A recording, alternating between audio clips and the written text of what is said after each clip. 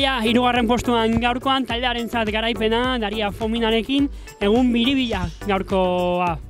Bai, bueno, Dariak egin du kriston lana, ja ez dakit ze kilometrotatik, baina laster joan da bakarrik eta praktikamente guztia egin du bera bakarrik. Eta gero pelotoian taldea egon da, bueno, nahiko talde lan ona egin dugu, kontrolatzen guztia.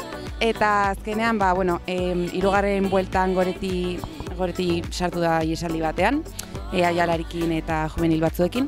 Eta gero azkenengo bueltan,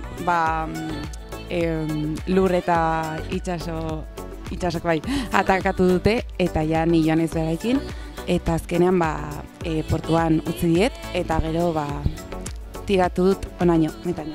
Zuk denbora asko berreskuratu duzu eta azkeneko izan zara, taldetxo hori izan azkenekoa entropeletik ateratzen, tartean jende asko zegoen, eta Neira eta Daria ezik danak harrapatu dituz.